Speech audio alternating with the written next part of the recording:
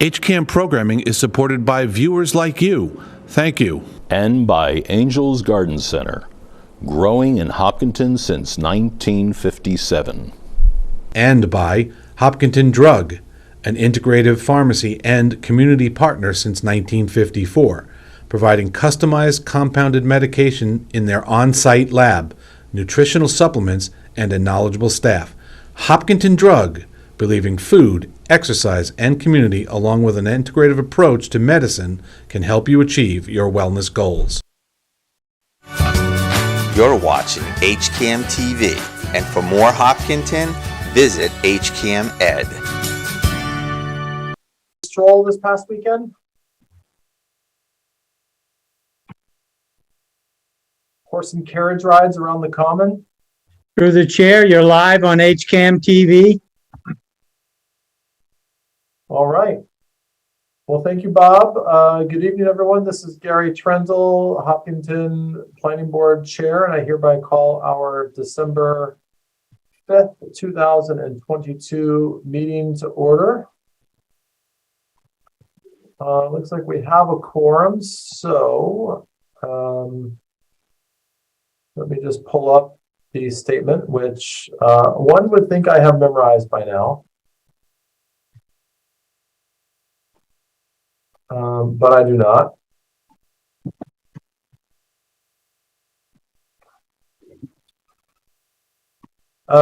Good evening. This open meeting of the Hopkinton Planning Board is being conducted remotely, consistent with the previously signed an act extending certain COVID-19 measures adopted during the state of emergency. This act includes an extension of the remote meeting provisions of Governor Baker's March 12, 2020 executive order suspending certain provisions of the open meeting law. The new law has two major parts. First, the new law allows public bodies to continue providing live, adequate alternative means of public access to the deliberations of the public body instead of holding meetings in a public place that is open and physically accessible to the public. Second, the new law authorizes all members of a public body to continue participating in the meeting remotely. For this meeting, the planning board is convening by video conference via Zoom app as posted on the town's web meeting calendar and the board's agenda identifying how the public may join. Additionally, the meeting is being broadcast by HCAM through multiple channels. All supporting materials that have been provided to members of this body are available on the town's website via the web meeting calendar unless otherwise noted. The public is encouraged to follow along on using the posted agenda unless they note otherwise. With regards to public comments, not every agenda item will feature public comment, but for items with public comment, and we do encourage that here on this board, after members have spoken, the chair will afford public comment. Please use the raise your hand feature in Zoom, begin with your name and address, and you will be afforded 3 minutes for your questions and comments. Finally, each vote taken in this meeting will be conducted by roll call. So, members, when I call your name, please respond in the affirmative. Mary? Sorry, here. Rob? I'm here. Fran? Fran Young, present. Jane? Jane Moran, present. Ron? Ron Prefer, present. Elise? Elise Mihailovsky, present. Paul? Paul, present. And Matthew? Matthew Franca, present. All right, staff, when I call your name, please respond in the affirmative. Mr. Gilsich? John Gilsich, present. Miss Pemberton? Stephanie Pemberton, present. And do we have anyone from Beta on tonight? Phil will not be joining us. Okay. All right. Thank you all for your punctuality. Just really quickly, we have a couple of brief administrative items. We will continue the public hearing for Morse Lane that we met on our last meeting. For the trails, John, do they intend to continue? Have you heard anything? So that's why Phil isn't here. He spoke to Peter Bemis last week, and Peter told Phil that he was going to send something to the board to continue, but I have not received anything. No one in the office has received anything. So if Peter does not show up and say that he would like to continue, we can just continue anyway, since there's no new information, unless the board wants to vote and essentially deny the application, which I don't think you do. They have not sent any new information to Beta. They talked about it, but Phil still hasn't received anything. So, yeah, nothing to talk about on that one. Okay. And then the last one, we have a new public hearing over on Zero Lumber Street. This is earth removal permit for occasional granite quarrying. But this is something that we process every 2 years, I think, if I'm correct. I see Mr. McDowell is here, so let's go ahead and move forward with our first administrative item, Form K, request for lot release. Mr. McDowell, do you want to just quickly explain why you were before us this evening? Sure. Ever since we started Legacy Farms, every time we do a transfer of a parcel, specifically once we've received an A&R plan and we're about to transfer ownership, we're required to come before the planning board to get your acknowledgement of that with a Form K. So this is something we do each time we do a transfer. And back, I think 2 years ago, you in fact did approve the A&R plan at that time. And can you just remind us which lots are these for? This is for the one lot at 83 East Main Street.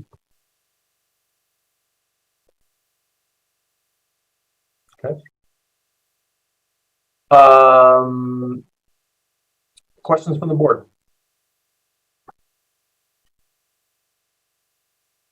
I have one, Gary. Yep, go ahead, Fran. So, hey, Mr. McDowell, how you doing? Is that 83 East Main Street? Is that the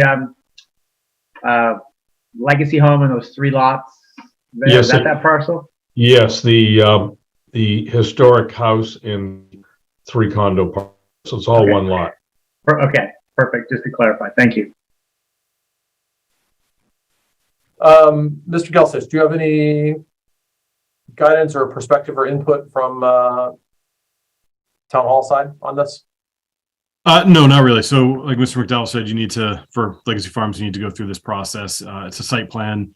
It's already been approved. If it were anywhere else, we probably wouldn't be doing this. Form Ks are usually for subdivisions to release the lots once the road has been built, but this is because it's Legacy Farms. So no other comments. All right. So seeing no other comments, I will entertain a motion to release the lot for 83 East Main Street. So moved. Second, Mary Larson Marlowe.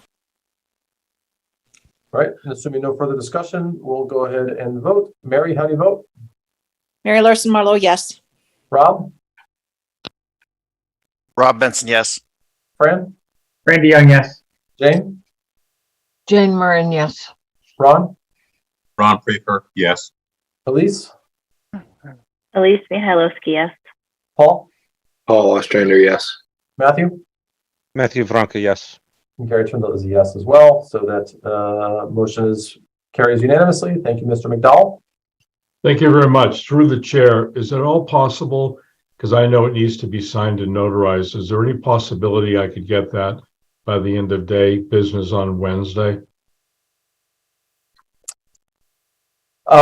We can do our best. It's a tremendous help that town hall is open till 7. I know for me personally, I will not be able to get there until later in the week. But how many signatures do we need on that? Or do I need to sign that? 5. Okay. But John, I thought you only needed 3. Is that not true? You need a majority of the board. Okay. 5-member board, you would need 3. We have a 9-member board. Okay.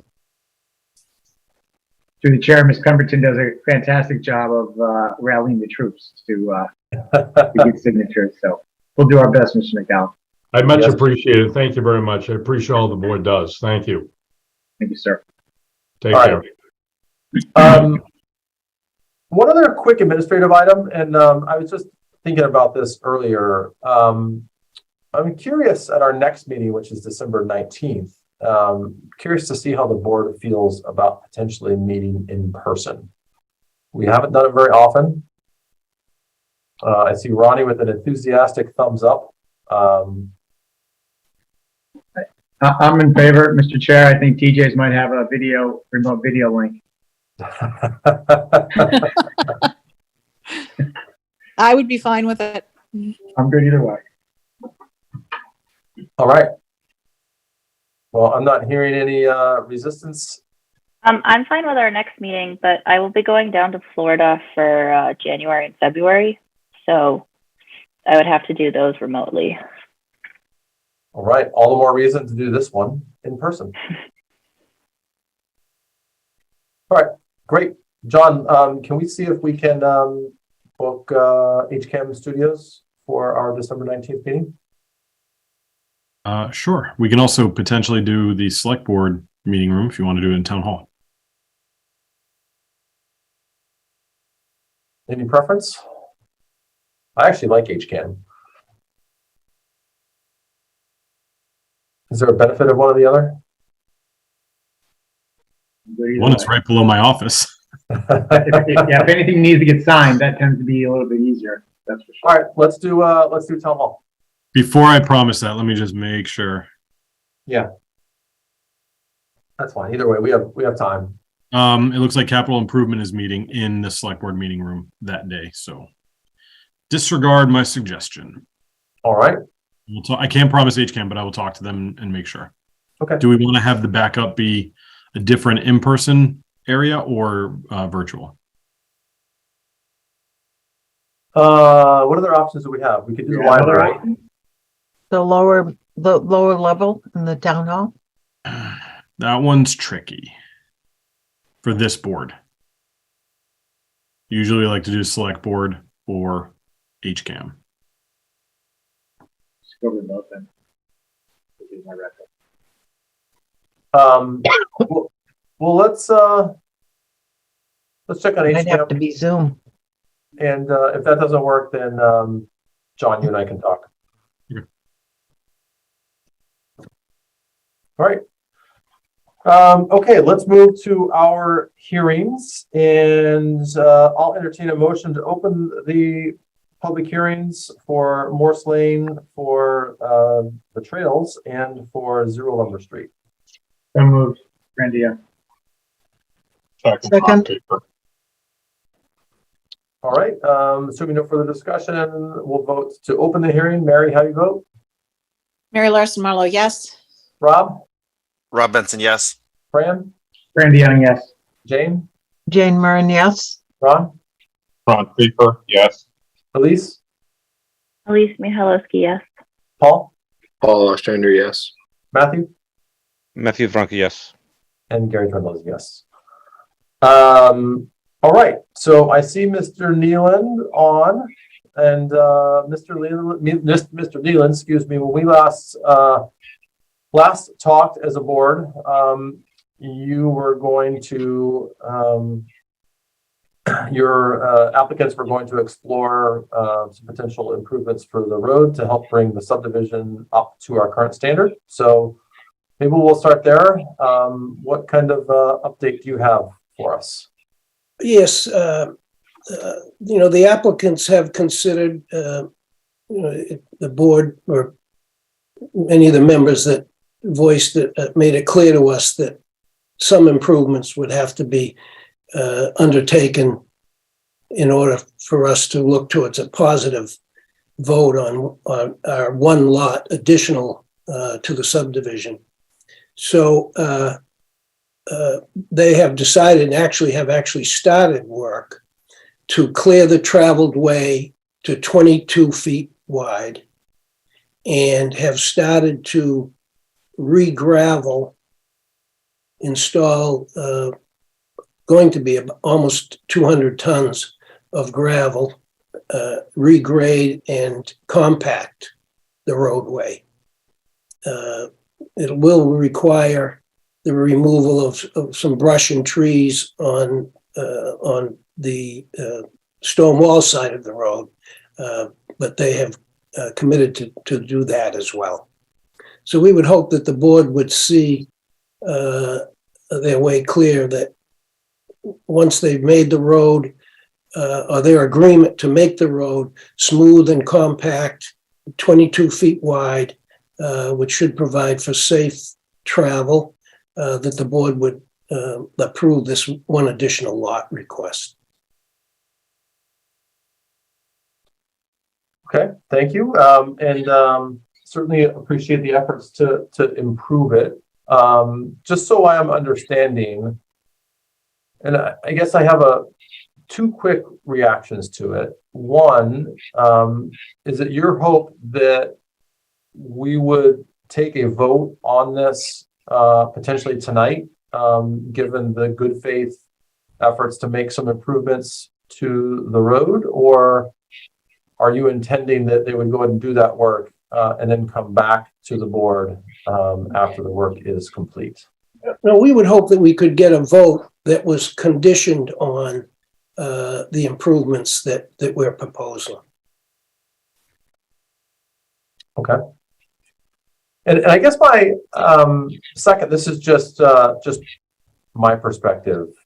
Actually, you know what? I'm going to hold off on that and going to open up to the board here and see if folks have some thoughts, questions, comments on this update from Mr. Nealon.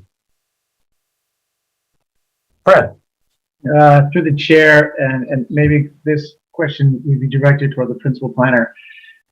Does the improvements that Mr. Nealon, the applicant, speak to around adding the gravel and regrading, does that get the road up to code, so to speak, or would that also include paving the road as well, in order for it to be, I'm probably using the wrong terminology, vernacular, up to code? So I think we would say up to subdivision standards, and gravel roads are not up to subdivision standards.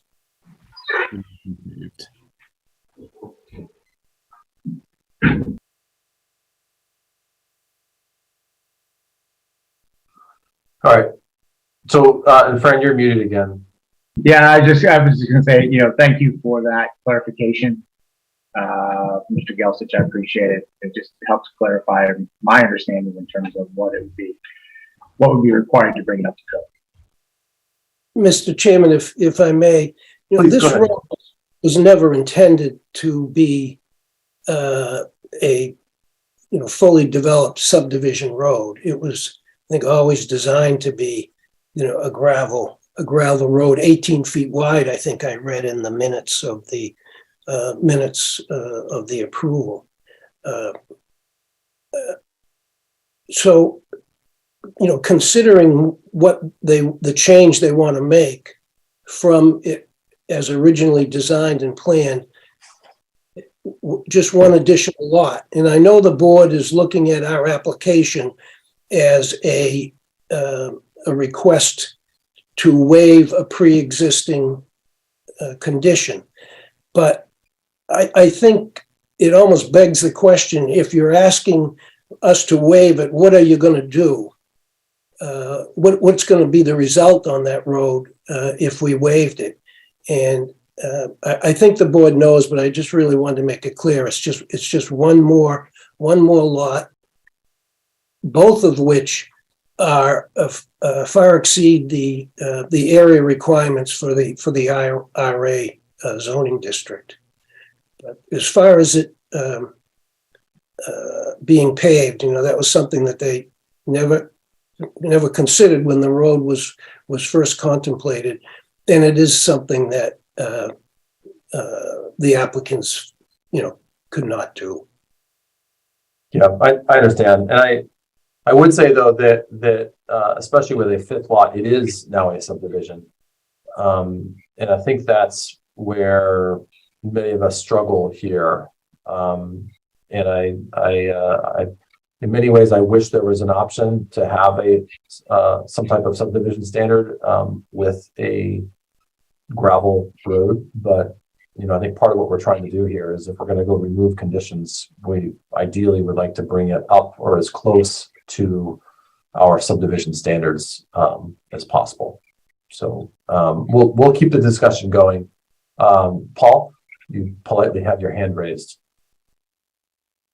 If I recall, 2 meetings ago, not the prior with the one before, some of the neighbors were on and were fairly appreciative of the work that had been done on the road and for maintaining it for as long as it's been. So, say that there was some positive feedback from neighbors and just how the condition is. And they seemed satisfied, at least the people that participated in the meeting. So that's my comment. Yeah, thanks, Paul. And again, I mean, there's a lot of well-maintained gravel roads out there. So it's not so much, to me, it's not a function of gravel versus paved. It's a function of updating to our current subdivision standards. Yes, Rob. Through the chair, a couple points. One is my understanding correct? The applicant could just reapply, like submit a full application to make it into a subdivision, and then this prior family approval, family zoned approval, or what, I forget the right terminology, is irrelevant, and it's just a matter of cost. Is it my understanding correct there?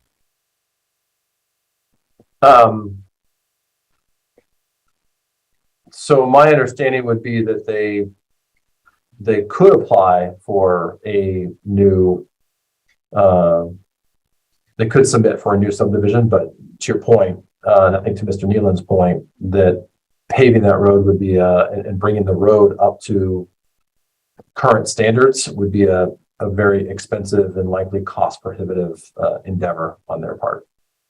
So, John? This is an approved subdivision. So what they've submitted is an application to amend the approved subdivision. So if they submitted a new subdivision, they would just be starting from scratch, and they would need to propose a paved road, which they would then request waivers from. So they tried to simplify the process by just amending the previously approved subdivision approval to remove the condition to allow for an additional lot. And it really, if they did it how you're describing, Rob, it would just be starting the whole process from scratch. Okay. Can I make one more comment through the chair? Please. So this prior approval was in 1992, so 30 years ago. I don't feel comfortable just like there was a specific condition for a specific reason at that point in time for us to ignore it as a board, the prior board's work. It doesn't make sense to me. So that's where my thoughts are at this moment. Other questions or comments from the board?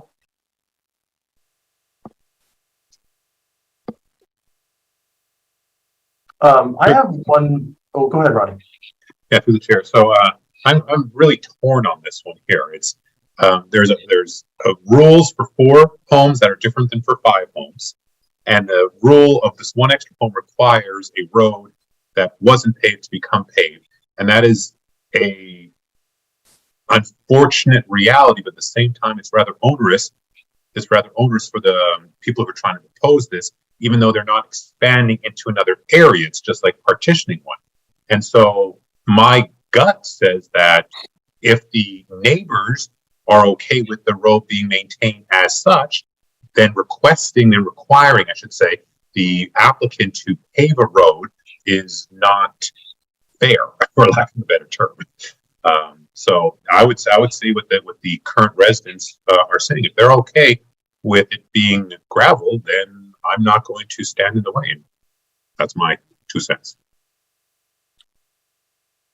Yeah, and I would, Ron, I think just a quick comment on that, and in a very practical sense, I share your perspective, but the one thing that I would ask us to do is, those are the abutters of the neighbors today. Those are not necessarily the abutters or neighbors in the future. And when we make decisions like this, there are consequences that extend far beyond. So that's, like I said, I on a one-off basis, it seems very, very reasonable, but I'd encourage the board to think about broader potential impacts or consequences beyond what's there today. So through the chair. What? So do you have is this comments on that, Jane? Yeah. So is this a private road that is being considered? It is a private road that is So currently the plowed. residents are responsible for the upkeep of the road, correct? Correct. Okay, so any new residents coming in would have to be made aware of the existing conditions, correct? I do not know what's they are legally I would think it would be in the deed. required to be notified of. I would think Yeah. it would be in the deed. Mr. Chairman, on that point, that could be a condition of the board's approval. I would just like to point out that the people who live there now first saw it as a dirt road or as a graveled way. And in the board's file on this, there should be a couple of petitions or a show of consent by many of the abutters to what our ultimate request is. And I've heard no feedback that people said we would agree to the 5 lots if you paved it. So it seems that the people who live on the road now are satisfied with its condition. And once the applicants finish the work that they've already started, I think it'll be much more appealing, not only to the existing neighbors, but if someone ends up, a new owner comes there, they would be buying onto a gravel road. And if the board would feel that some official notice by way of a deed restriction be placed, that's something the applicants would agree to. All right, thank you. Paul.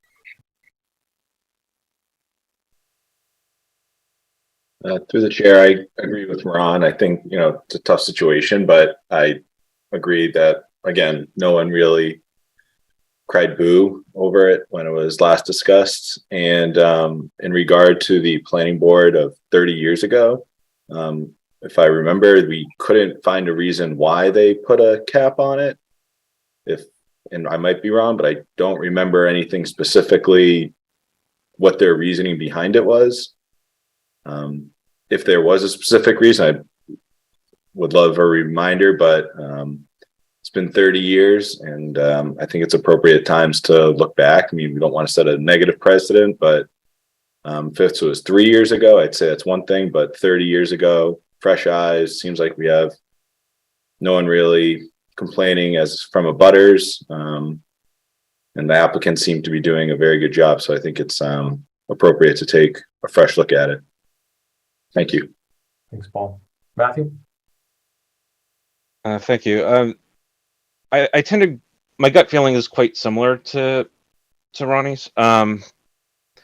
However, I also take yours and Rob's concerns about setting precedent, I guess, of undoing past decisions as a concern.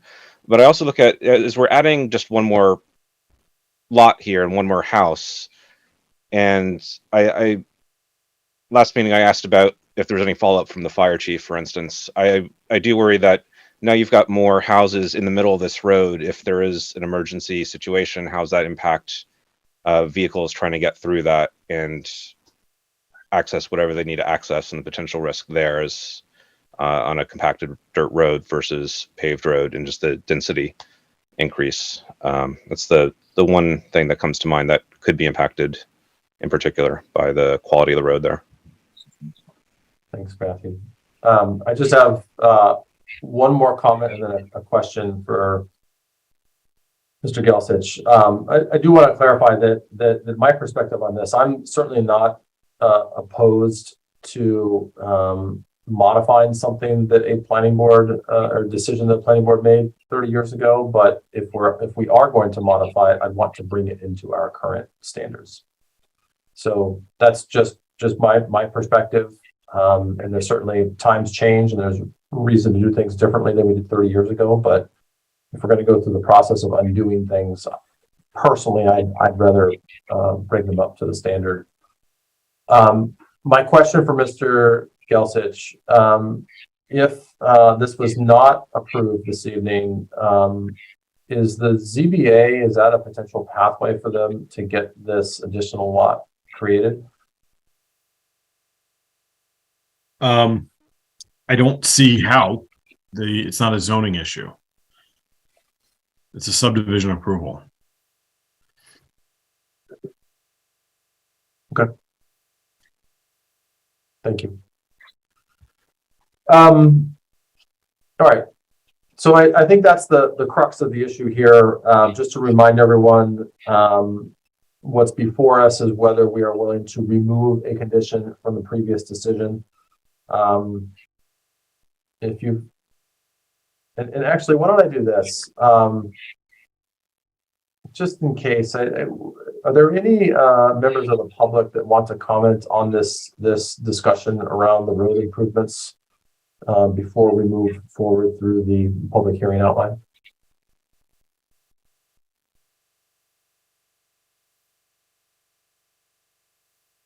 Okay, I just wanted to make sure, and you know, not recognizing all the names there, just wanted to check in there. So if we go ahead and continue to move forward, we have a review of the decision criteria.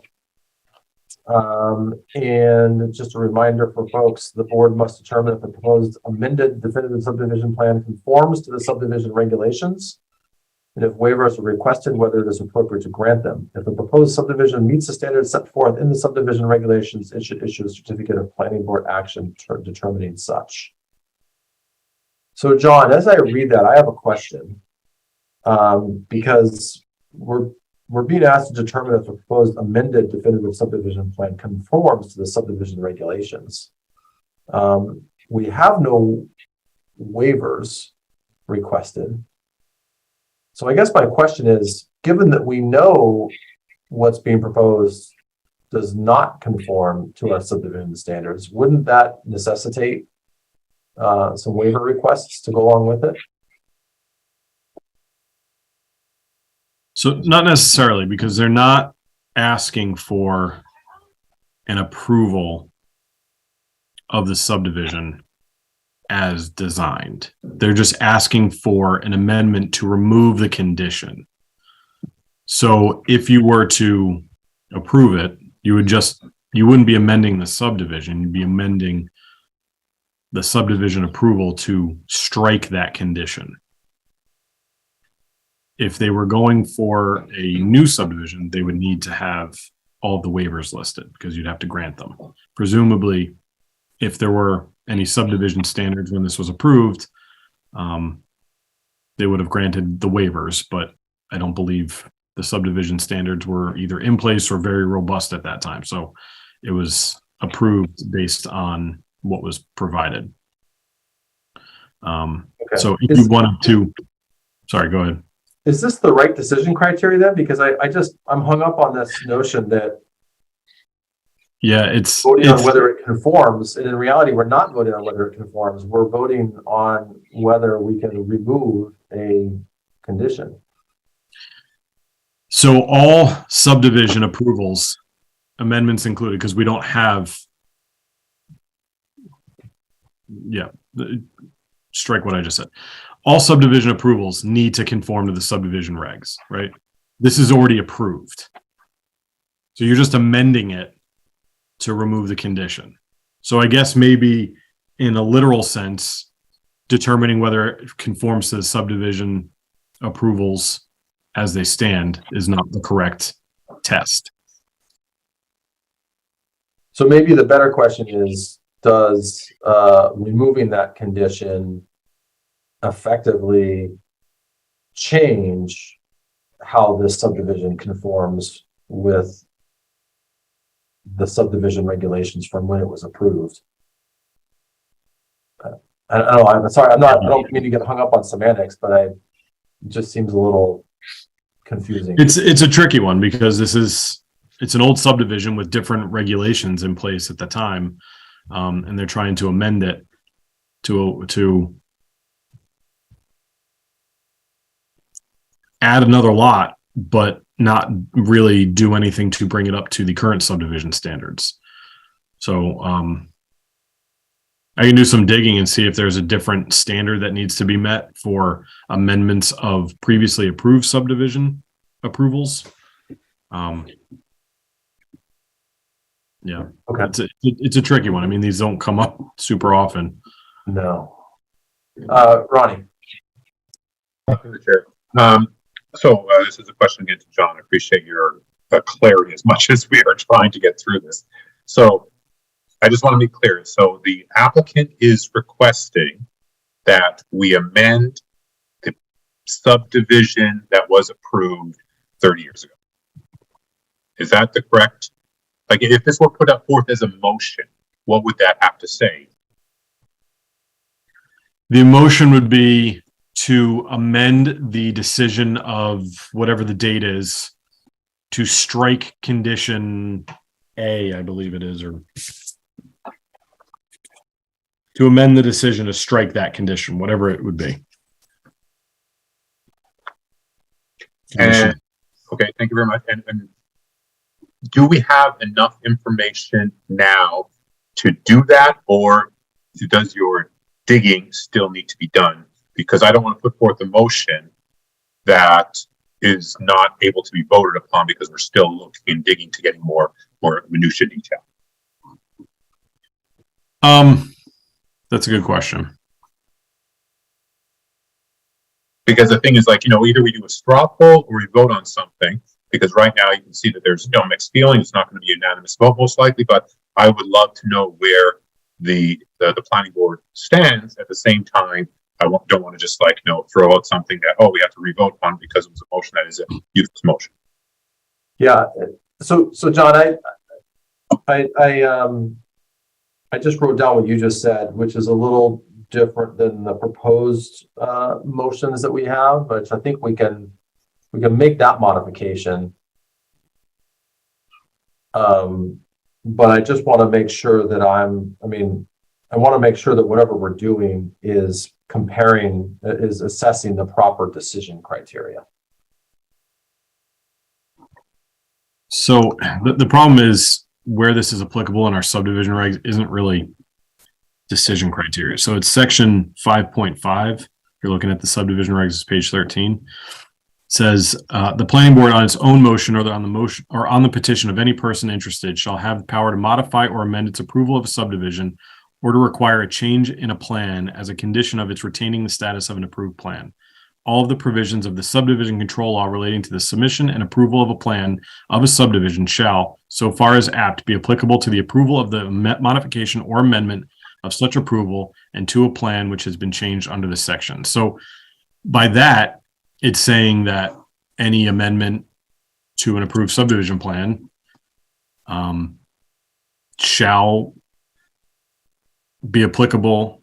We just missed it. It's basically saying that we can amend or modify. You can, but there was a all the provisions of the subdivision control law relating to the submission and approval of a plan of a subdivision so far as apt be applicable to the approval of the modification or amendment of such approval. So it's saying in order to approve an amendment of a subdivision, you need to follow the subdivision control law, which empowers the town to adopt a subdivision regulations. So that's why we treat amendments of subdivisions to be the same as deciding as if it were a new subdivision, the same requirements of staying to the subdivision standards. So that's why we include that as the decision criteria, even though it doesn't fit perfectly. Okay. Thank you. That's helpful. So I think what makes sense here is, I think that there are very, so what I'd like to do is discuss any proposed findings that we would want to add, and then discuss any proposed conditions that we would want to add, and then we can go ahead and move to a vote.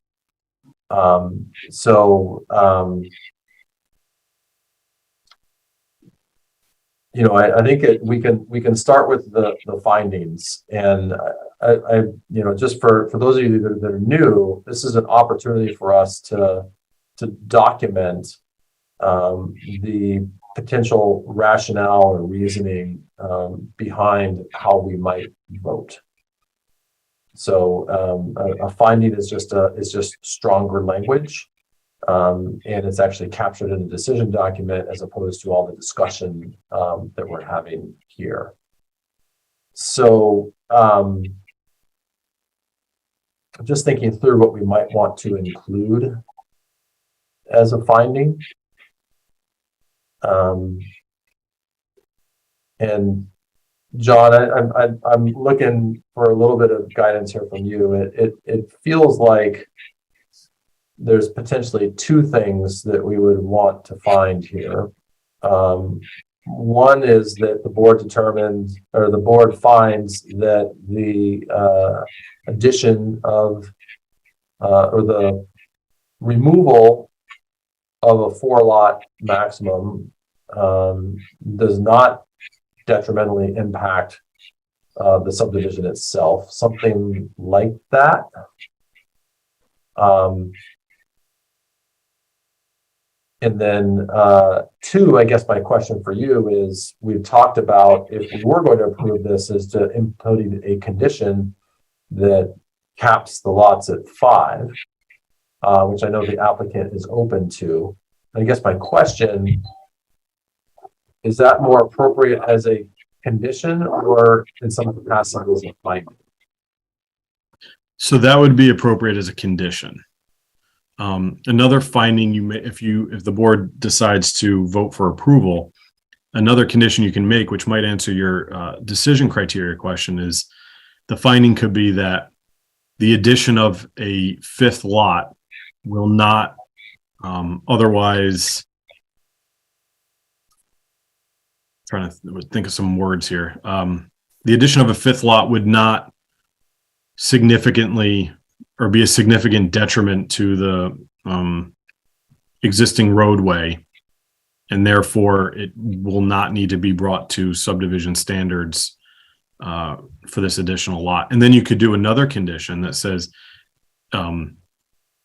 if a 6th lot would be proposed, the road would need to be brought to subdivision standards under any circumstance.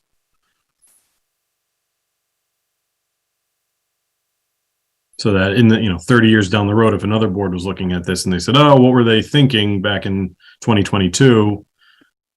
We can do another lot, but now it's pretty clear that the board is requiring it to be not gravel. If that's the path the board wanted to go down.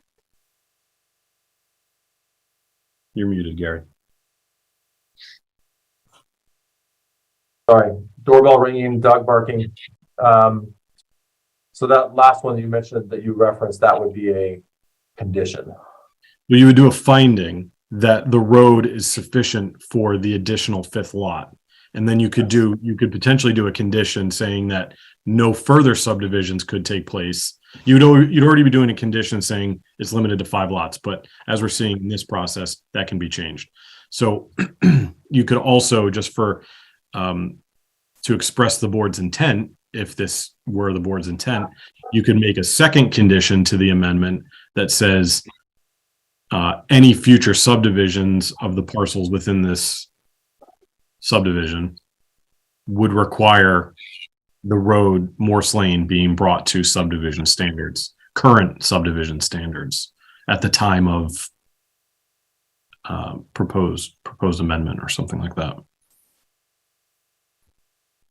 Okay, that's helpful.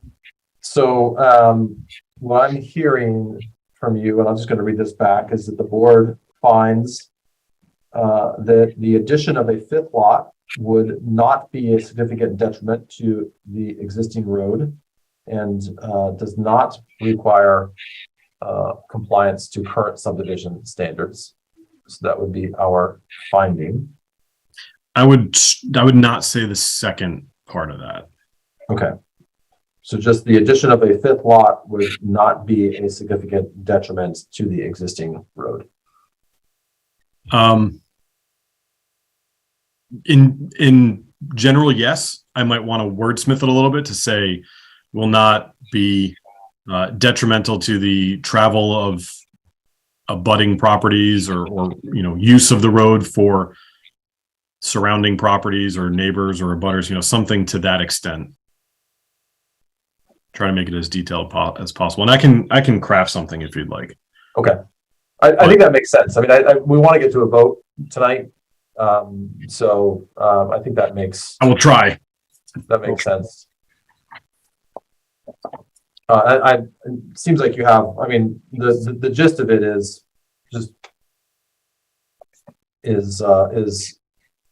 documenting why we're not concerned about this fifth lot. And then conditions, the two that I have here is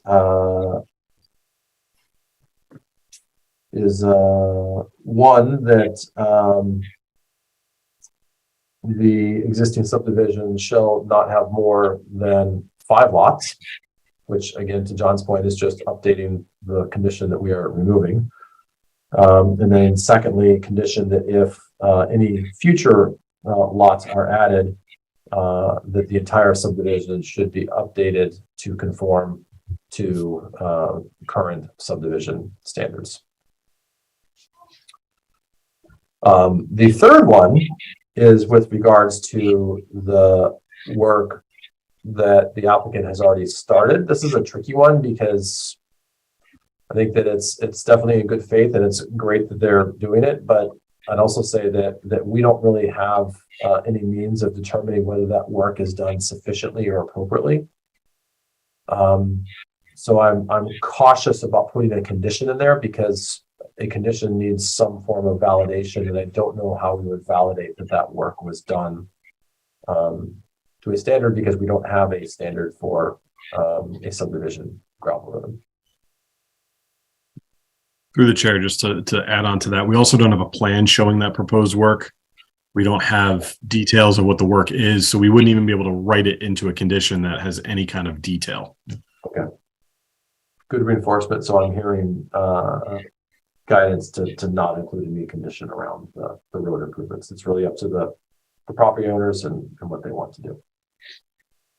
So I'm going to pause there. I think you guys get the gist of the finding that John is putting together, as well as the conditions that we would consider. Are there other things that we would want to include as a finding or as a condition that we would then vote upon? And just again, as a reminder, we'll take a vote on this inclusive of these findings and these conditions, when we actually get to take a vote, when we actually get to the point where we take a vote.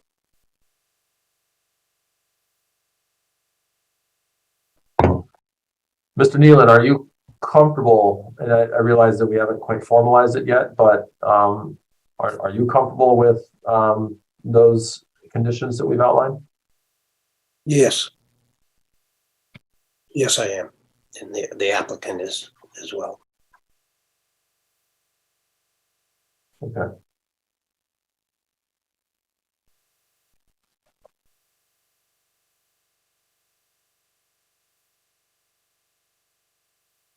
Okay, so I've got, through the chair, I've got one finding, potentially a second one, but I think we might just want to stick with the one.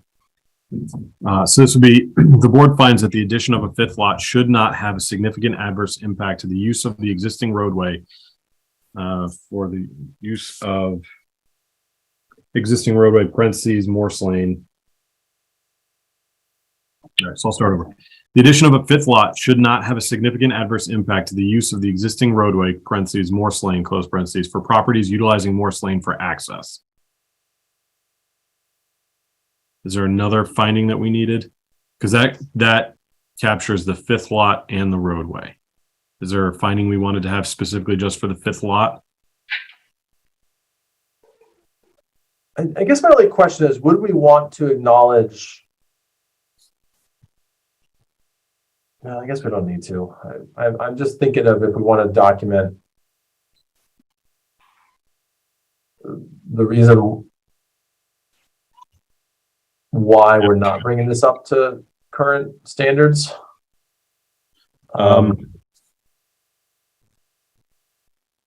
Yes. I see what you're saying. Yep. Let me write something else. And while you're writing, Fran had his hand raised first and then Ronnie. So Fran, go ahead. Yeah, thank you, Mr. Chair. Just to give John a little bit of time, I would just kind of throw this out to the board just to be cautious or conscientious that the condition was put in place for a reason back when it was originally done. I think removing a condition, does not set a good precedent. This does not come up very often, and I think it bears weight and consideration. This future developers could look at this and try to leverage it for their particular advantage. The current roadway, in the condition that I observed it, was not well maintained. There were a lot of potholes, and I did hear at least one or maybe a couple of butters talk about or asking that the road be fixed.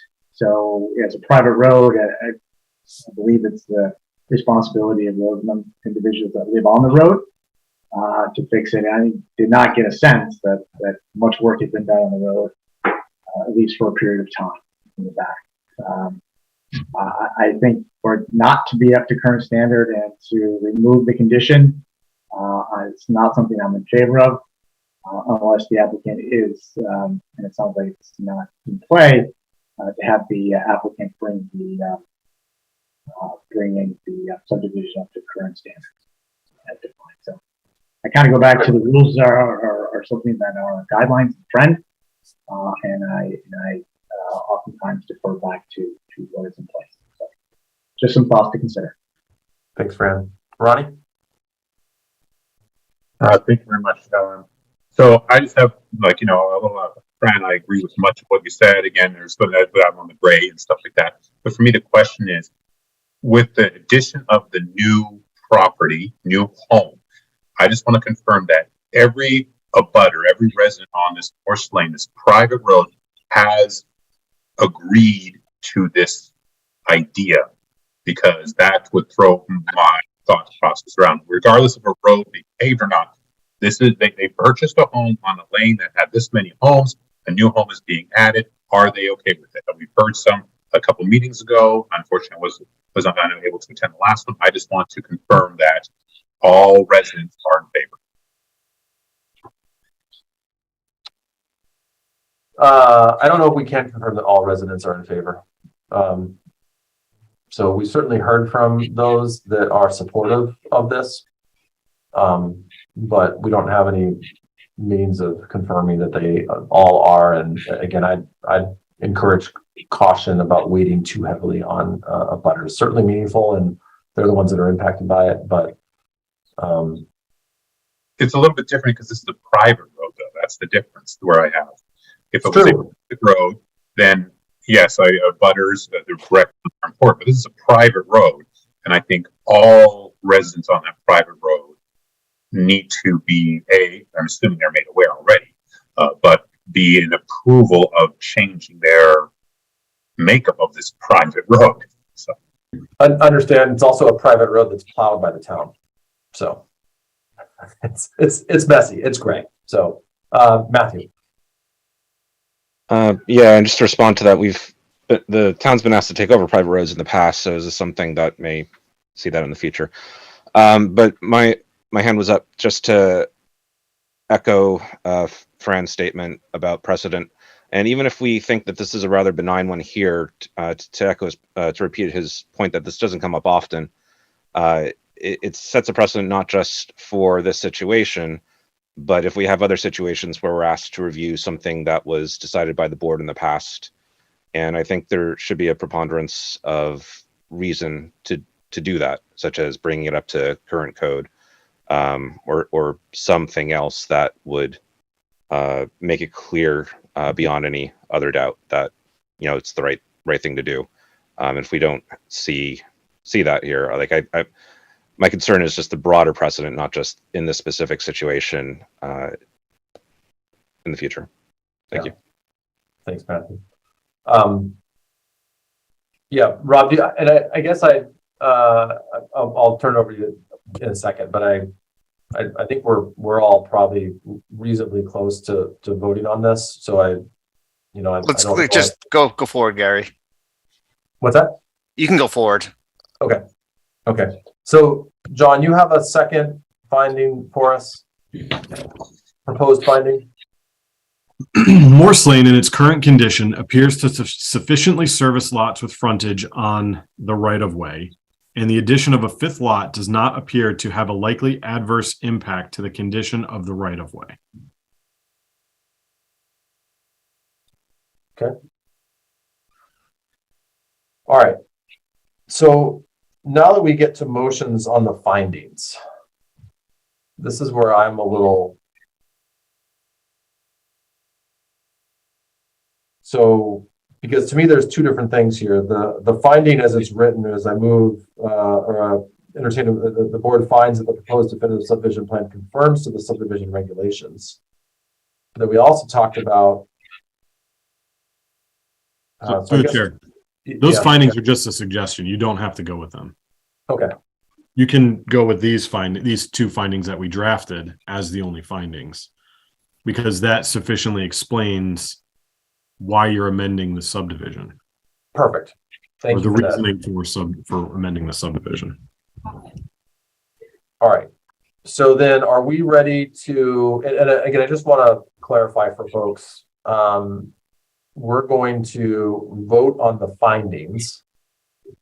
And a vote on the findings is not a vote necessarily in support of approving this amendment. It's simply aligned on what our proposed findings are, of which we will then vote on. So does that make sense, everybody? I know this is a little complex. Okay, so on that note then, I will entertain a motion that the board finds. Would you like me to read them again? What's that? Would you like me to read them again? The board finds the following as read aloud by the principal planner. Finding A, the addition of a fifth lot should not have a significant adverse impact to the use of the existing roadway (Morse Lane) for properties utilizing Morse Lane for access. And B, Morse Lane in its current condition appears to sufficiently service lots with frontage on the right-of-way, and the addition of a fifth lot does not appear to have a likely adverse impact to the condition of the right-of-way. I should say to the future condition of the right-of-way. So moved. Mary Larson Marlowe. Second, Tom Creeper. All right, any further discussion?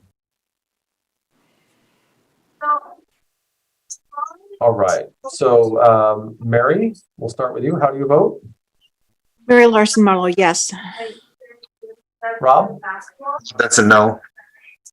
Fran? Brandy, no. Jane? Jane Marin, yes.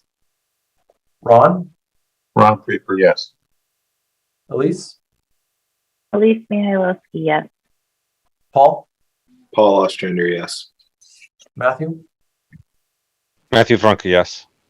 And Gary Twindle is a yes. So those findings move forward 7-2.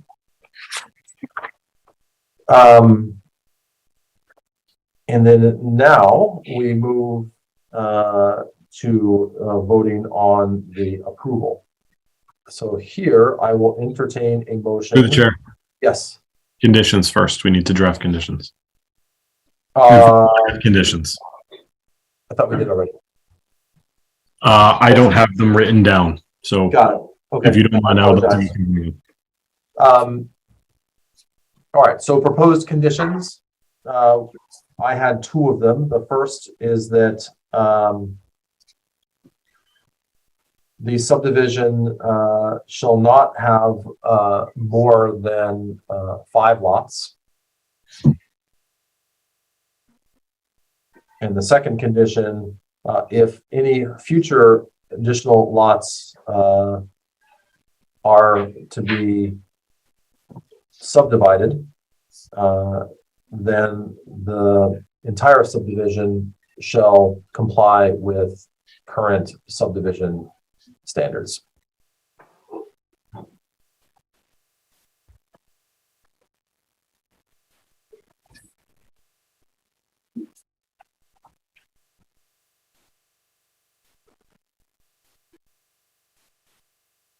Does anybody have any edits or comments to those proposed conditions? Matthew? I just want to make it clear. So there's an assumption that the findings hold, right? That's an implicit condition of this process. Yes, so we are incorporating those findings into our vote. We will incorporate those findings into our vote of the approval.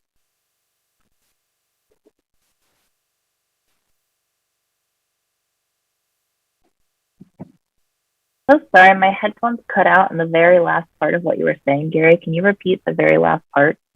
Of the condition? Yeah. The second condition is that if any additional lots are subdivided out beyond the 5, then the entire subdivision shall conform to the existing subdivision standards. Yes, John. So back to being the right yeah, one. I can read them, and then I just have a comment or a question really. So the first condition being no further subdivision of the lots, no further subdivision of the lots shall take place within this subdivision. And I can word that a little bit better so that it's more descriptive to point at this particular previous approval. So no further subdivision of the lots shall take place within the subdivision, resulting in no more than 5 total lots. Condition 2, any further subdivision of the lot shall require that Morse Lane be updated to comply with the subdivision standards at the time of approval. My concern or question is, are we creating confusion by having a condition saying no more lots shall be created, and then in the very next condition saying if lots are created? Yeah, that's a good point. My instinct based on that would be to just use the second condition, because I think that covers us. So don't limit it to 5 lots? We're saying that if there are more than 5 lots built, or more than 5 lots in the subdivision, then it must conform to current subdivision standards. So that's duplicative of saying that a maximum of 5 lots is allowed. So do we then want to change the first condition to say something simple as there shall be no more than 5 total lots on this subdivision? I mean, it's saying the same thing, but it's just through the chair. I think through the chair, if I may.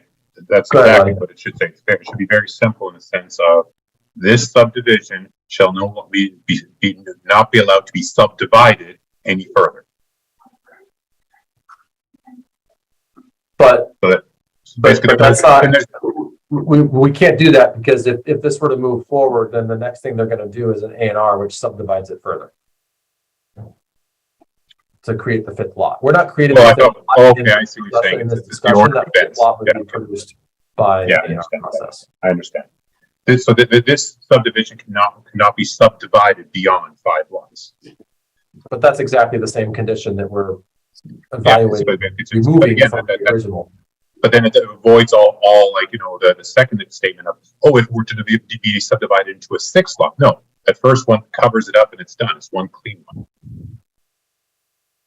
Instead saying, if it were to be subdivided further beyond the 5, you have to follow conditions of the day. So maybe it just says 5, done, it's over. Because the second condition that you're proposing is saying that, hey, who knows, in the future, you may be allowed to go to 6. Yeah, but that's my point. Then 30 years from now, a planning board is in the same position that we are right now. And they have no understanding or rationale as to what the thinking was behind it. I guess there's a little bit more in the findings, but to me, it's cleaner to reference that any further subdivision is going to require it to conform with current subdivision standards. That's my take, but yes, John. Mr. Nealon might not like this suggestion, but would it be possible to continue to the next hearing so that I can try and come up with some language that the board could then hear at the next meeting and vote on that maybe clarifies it? I feel like trying to shoehorn some language right now will result in a subpar decision. And I'm just concerned without having time to think about the language and draft something that would be reasonable, we're going to not find ourselves in trouble, but it just won't be as clean and well written as it should.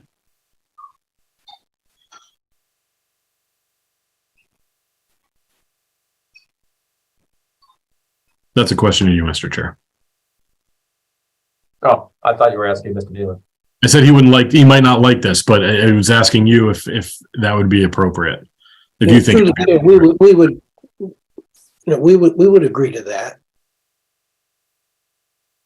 Okay. To the continuance to give the principal planner a chance to, draft what, the sentiment of these findings and conditions, or the conditions, I guess, the findings we're finished with, but. I could actually try and draft some new findings that might speak to the conditions and the approval a little bit better as well. So I can present those findings as well, and the board can vote to adopt those and reject the previous ones if they're a little bit clearer. I think that makes sense, and I hate to do that, but to your point, John, this is a messy one. This is not something that we deal with every day. And I think that we're going to be in a better place to vote on it by having those findings and conditions and decision criteria, for that matter, well laid out. So I appreciate the applicant's willingness to push us off another 2 weeks, and I can assure you that you will be first on the agenda. Thank you. Does that make sense to the board? Yes. Okay. All right. So then I will entertain a motion to continue this hearing to December 19th, 2022. So moved, Marlowe. Rob Benson, second. Yes, John. Through the chair, if any board members have any suggestions for findings or conditions, please send them just to me, and I can try and incorporate the sentiments of the board members. All right. Thanks, John. All right. So we'll go ahead and vote on continuing. Mary, how do you vote? Yes. Rob? Yes. Fran? Yes. Jane? Yes. Ron? Ron, yes. Elise? Yeah. Paul? Yes. Matthew? Yes. And Gary Trendle is a yes as well. I appreciate it. I don't think we need to say names, and that went a little faster. So thank you, Mary, for getting us off to that start. All right, Mr. Nealon, we'll see you in 2 weeks. Yes. Hopefully live, but we'll have more details once we figure out where that meeting might be. So appreciate your accommodations and letting us work through this. John. So just before Mr. Nealon leaves, because I don't know if we would be able to do a hybrid method in HCAM. I'm just a little concerned. COVID might not be a big concern anymore, but with one of our board members having the flu and some family members of mine having the flu, I wonder if we do want to push the in-person meeting on the 19th, just in case there is more flu going around. I don't want to scare anybody off from being in person. I know that's something you guys want to do, but we can do hybrid at HCAM. School committee has done hybrid from HCAM. Okay.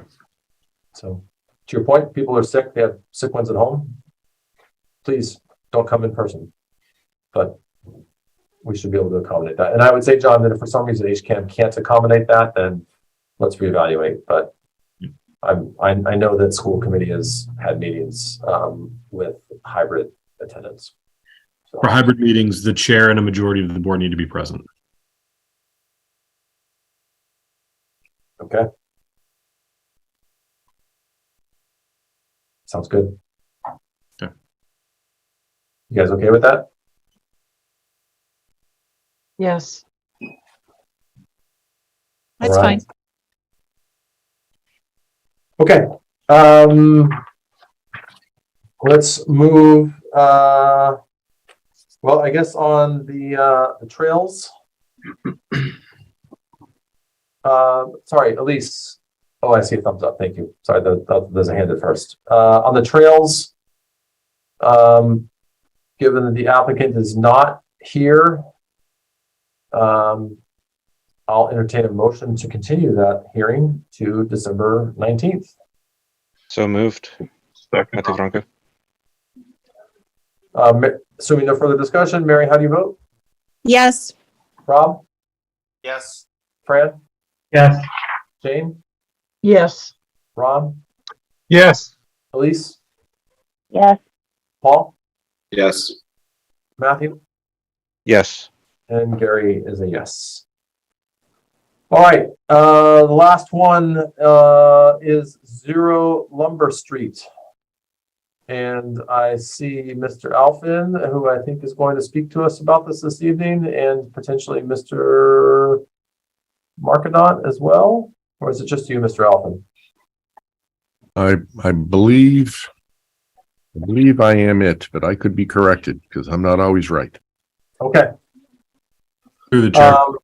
Yes, John. I believe Mr. Marquardt is in a butter, and that may be why he's here. All right. Mr. Alphin, welcome to our planning board meeting. Nice to see you again. Why don't you quickly walk us through why you are before us this evening? Thank you, Mr. Chairman. My name is Paul Alphin. I'm an attorney from Westford, Mass., and I represent Nessie Realty LLC and Georgia Stone Industries, Inc. I was last before you 2 years ago on a similar application, identical application, as a matter of fact, regarding the quarry at 0 Lumber Street, which is owned by Nessie Realty LLC. The property has been used as a quarry for decades, and it requires an earth removal permit under the zoning bylaw of the town. And when it comes time for the permit to be renewed, we submit our application materials and appear before the board. The permit was last issued 2 years ago. It's set to expire on January 8, 2023. We could have applied for a 1-year extension, but quite frankly, the application process for the extension is somewhat similar to an entirely new application. So as we did 2 years ago, we submitted a request for a new 2-year permit. Like I said, the quarry has been in operation for decades. It is the source of the unique Milford pink granite. It's used in a variety of historic structures throughout the country. We want to continue to be able to quarry Milford pink from the site when the need demands. In the last 2 years, there hasn't been much demand for it. Our client has taken previously quarried inventory from the site during the last 2 years, but has not extracted any new material from the quarry itself. And perhaps in the coming 2 years, there'll be an opportunity to remove some material from the quarry, but none occurred in the last 2 years. Consequently, the plan that was submitted, and a plan is required under your bylaw to show the condition of the quarry today and the anticipated new area for excavation. The plan that we submitted for this application is identical to the one from 2 years ago, because nothing was extracted from the quarry itself. We saw the comments from the Board of Health. The Board of Health submits those comments every 2 years, and we appreciate them. One of their concerns has to do with the ability to provide for appropriate sanitary facilities. And certainly, we would be happy to do that under any circumstance in which the quarry is up and operating. We have no problem with that at all. We have no problem at all with the conditions of approval that were imposed on the permit previously, and we expect that the board would impose the same conditions if the permit is extended. So as to not to belabor the application, and as much as it's identical to what we did 2 years ago, I'll take a rest here and answer any questions the board members may have. Thank you. All right, thanks, Mr. Alphen. I guess my only request is can we call it Hopkinton Pink instead of Milford Pink since the quarry's in Hopkinton? You know, I knew somebody was going to ask that at some point. And I know that I would love to, but I think history will control the situation. Yeah, I know. All right, so we do have a formal outline to follow here. I'm hopeful that we can get through this pretty quickly. Let's go ahead and go first to the staff report. John, what are your comments with regards to this proposal? I think Mr. Alphen covered everything. This is, they've gone for renewal. They've gone for just new permits. I think they realize that getting a new permit every 2 years is probably just a little bit easier than going every year for a renewal. Since it's essentially the same process. So nothing's really changed. Like you said, the plan is exactly the same. The conditions that we've got included are the same that are in the previous approval, with some dates changed. We received comments from the conservation administrator, who was not on staff for the previous one, but the condition or the comments that they had are to include the conditions numbered 17, 18, and 19. So those are already captured. DPW had no comments. I think this is pretty straightforward. And I have no concerns with the board approving it. All right, so before we get to the formal stuff, questions, comments from the board? Yes, Fran. I have one question through the chair to the applicant, and maybe it's just for more background edification. When extraction takes place on site, are any chemicals used in that extraction process, or are there any chemicals that then find their way back into the drainage and the earth?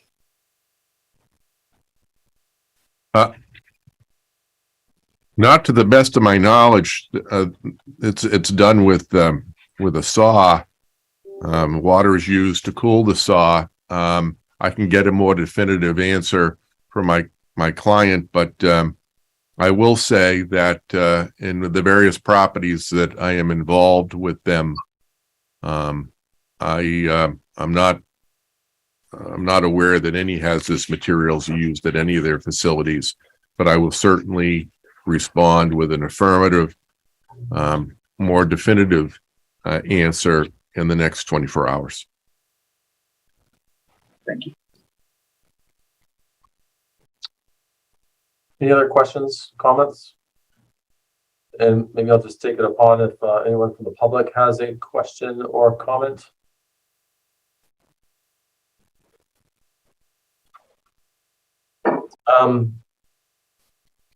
Okay. Sidewalk. We talked about this 2 years ago, and I think just given the nature of the site, there's some preference to not have a sidewalk, but I want to make sure that people are comfortable not doing a sidewalk on this one. I'm fine with that. Okay. Good. Decision criteria.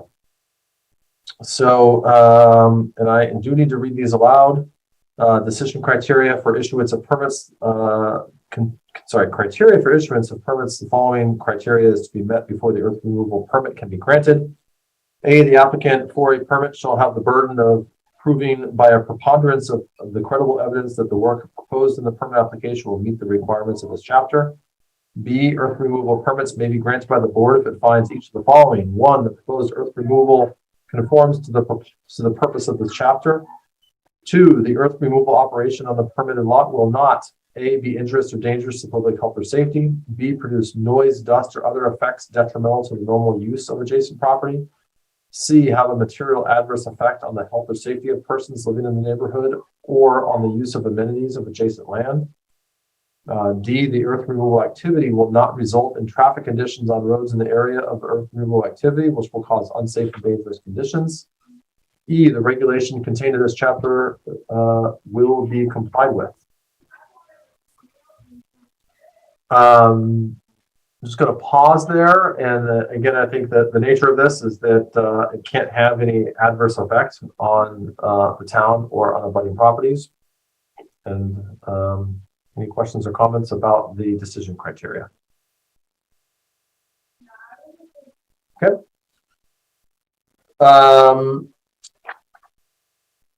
There are a couple of requested waivers. The first, section 96-3.a, grades at the conclusion of the earth removal operation shall not be in excess of 1 foot in vertical rise for every 3 feet in a horizontal distance. Second one, earth removal permit application, no environmental impact assessment is required to be submitted. And then section 96-3.h, a buffer strip of undisturbed land not less than 100 feet wide shall be maintained at all boundaries of the lot, including at all street lines on which an earth removal operation occurs. So, Mr. Alvin, I'm just going to ask if you can quickly walk through your explanation. And I remember this hearing from 2 years ago, but we do have a number of new board members. So it'd be great if you could just quickly explain to us why you are requesting waivers on those 3 topics. The reason for the requested waiver regarding the slope is that standard was probably principally created for a gravel removal project rather than quarrying, which makes a 3-to-1 grade impractical in terms of a quarry because of the way that it's cut. And it's a solid material. It doesn't erode the way that a gravel operation might. And the degree of accuracy is sort of, it would be difficult to do with a granite quarry. And additionally, the nature of the granite remaining is extremely stable after a block of stone has been removed. You know, they make, I don't want to get too deep into this, but they make straight cuts, and the idea of having an angle in terms of cutting stone out of a quarry is not the way that quarrying is done. That's sort of the short answer. Regarding the environmental assessment, this quarry has been in operation under the ownership of the Fletcher Granite Company, LLC, and its successors for approximately 30 years, and for many years under previous ownership without substantial change in the method of operation or adverse impact upon the environment. So the short answer is the time has been the ultimate test as regard to this operation. It's not new. It's a known quantity. We know what goes on at the site and how it's operated. And regarding the buffer strip of land not less than 100 feet wide, there have been discussions with the planning department previously which have concluded that a literal interpretation of the provision would prohibit the access egress road. So the request is somewhat technical because if you had uninterrupted land, you'd only be able to get there by helicopter.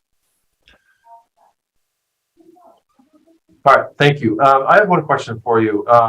When was the last time an environmental impact assessment was done on the site?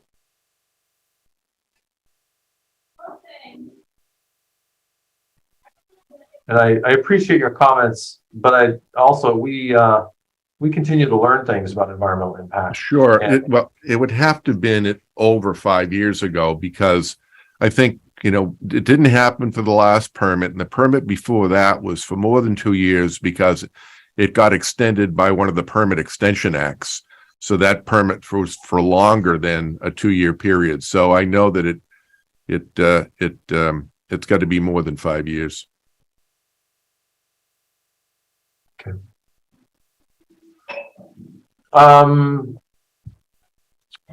Questions from the board about the requested waivers? Yes, Fran. I'll throw it out there, Mr. Chairman. 5 years feels like, it wouldn't be a bad idea to have an environmental assessment. I'm not an engineer on these type of things, but I don't think you let it go in perpetuity. And then after the fact, wish you had done it. I don't know the cost, but I think having it waived previously, I get it, but I wouldn't let a significant period of time lapsed between environmental assessments. And again, maybe that would be something that the principal planner of Beta should weigh in on. Yeah, that's kind of what I was thinking, although I was considering potentially conditioning that environmental impact assessment is approved or reviewed and approved. Fair. But I tend to agree. We've learned a lot, and our standards continue to evolve, and there's a lot of things that for a long time we didn't think had any impact that lo and behold have had impact. So I think that's a reasonable one.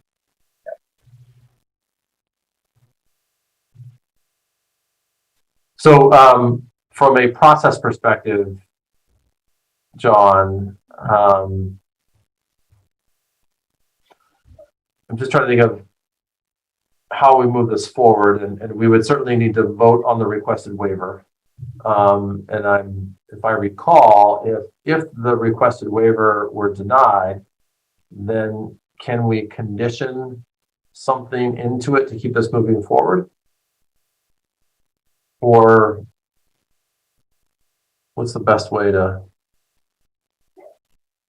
So I think you have probably three options. The first being if you deny the waiver, you have them continue provide the environmental assessment before approval. You go through that route.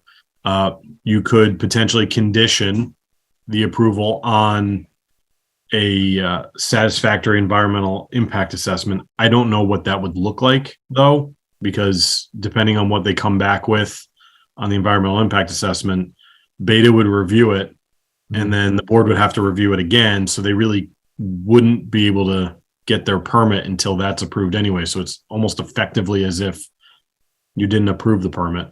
The other option is to approve the waiver now, and then in the condition say no further permits will be issued without an environmental impact assessment, because they'll have to come up for another one in 2 years. Okay.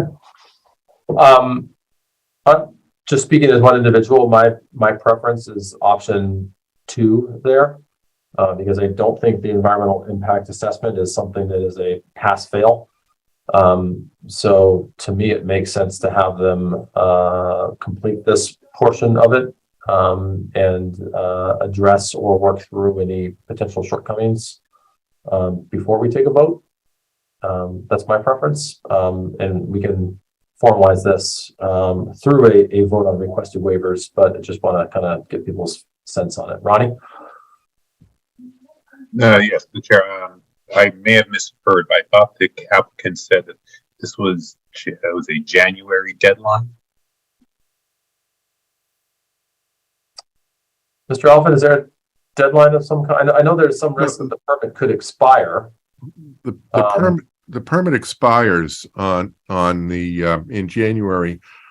Your regulations only require that we submit the application a certain number of days before the expiration, I believe, and we've certainly done that. But I don't think there's any need for the permit to actually issue before January. I think it's the 8th. Because I have no idea how long it takes to do environmental assessment. If it takes weeks and weeks, I don't want to push it beyond the expiration date of the existing permit. So I don't want to undo harm to the applicant. But I think I like the idea of running an environmental assessment. It's just the time of everything. I mean, I'm speaking on behalf of the applicant, but they haven't pulled any granite from the last 2 years. So if there's a couple of weeks gap, I'm speculating that likely wouldn't be a big issue. Yeah, John? Oh, sorry, Mr. Alphen. It's not a problem if this permit isn't issued on the 8th, so long as there's no procedural issue. We're not going to be using the granite quarry in January. Okay. Mr. Gelsich? Yeah, I was just going to say that the permit itself says that quarrying operations only run through February 15th through November 30th. So they wouldn't even be able to start quarrying operations until February. Okay. So I'm going to suggest this. just to kind of get us as far along as we can, I'm going to suggest that we vote on the first and third waivers. And Mr. Alphen, if you're comfortable with it, you can either withdraw that waiver request or we can take a formal vote on that waiver request. But I'm comfortable either way. Do you have a preference as to how we? Well, it wasn't entirely clear to me how a majority of the board would act as regard to the waiver request for this permit, or whether they'd like to see it done before there's any further renewals. And if it's the majority's intention that this permit not be issued until an environmental assessment is completed, then I would withdraw that waiver request. Okay. So let's go ahead and vote on each of the three of these, and then we'll, to your point, we'll have a definitive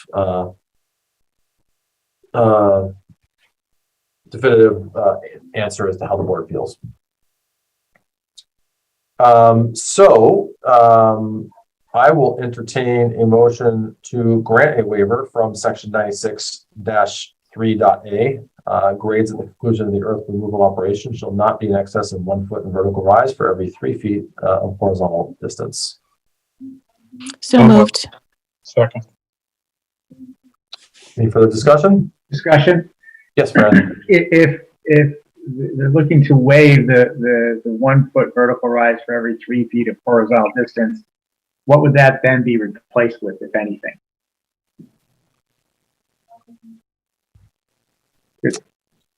I think what you're asking is what the conclusion is as of today.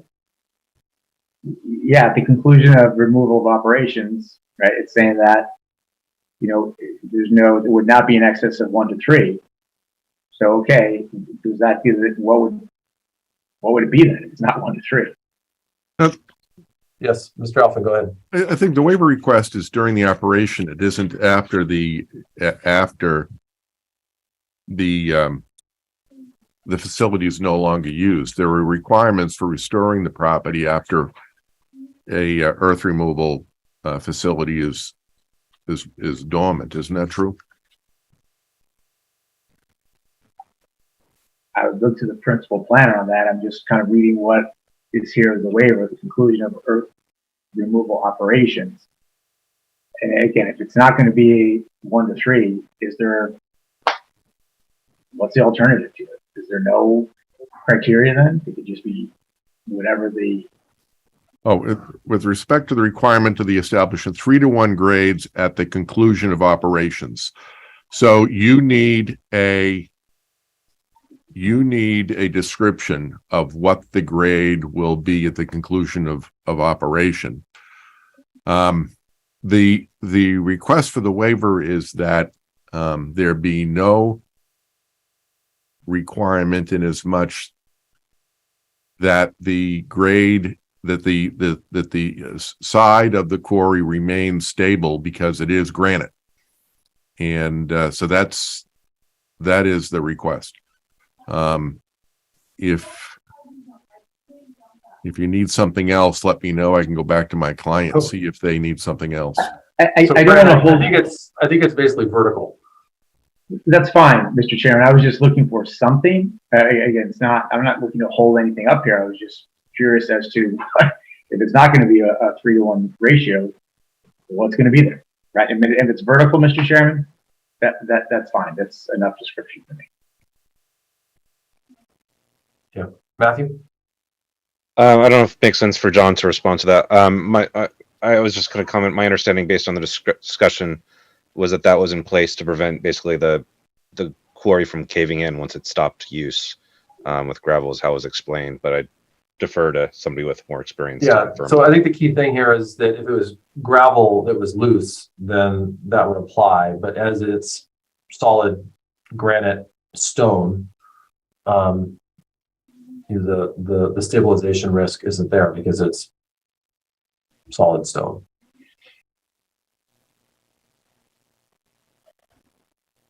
Does that make sense? It does. I'm ready for a vote. Okay. All right. So we have a motion. We have a second. Mary, how do you vote on this waiver request? Yes. Rob? Rob Benson, yes. Fran, Randy Young, yes.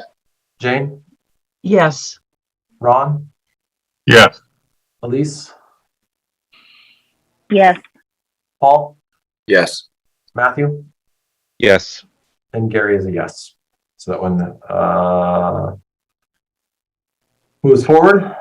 Second one, earth removal permit application. No environmental impact assessment is required to be submitted. So I'll entertain a motion to grant that waiver request that no environmental impact assessment is required to be submitted.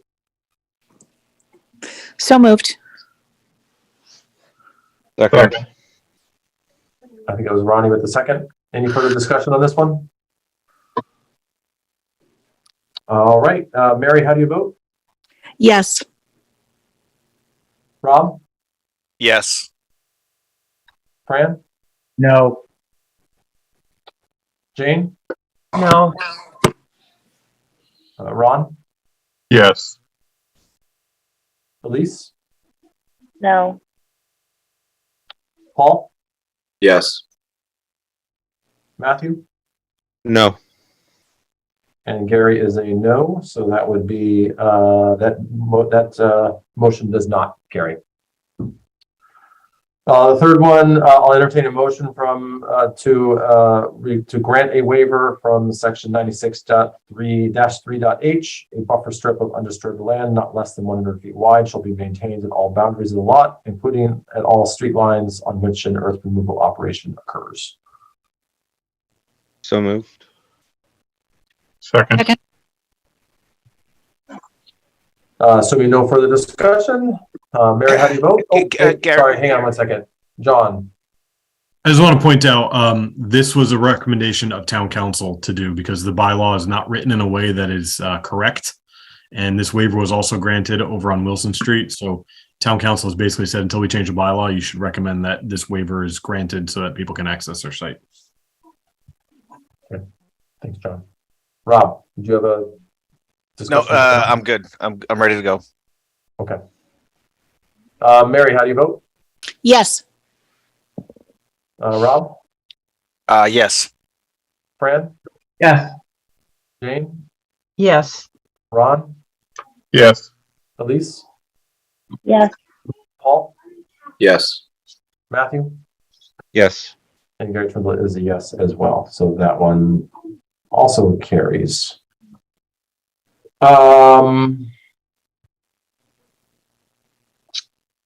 Does it make sense to keep going here with proposed findings and conditions? I feel like not, because I think that the conditions we like to read when we actually vote. So my instinct at this point is to continue this and allow the applicants to go conduct their environmental impact assessment. Mr. Alphen, does that feel like the right approach to you? I think the right approach is to grant the permit. No, of course.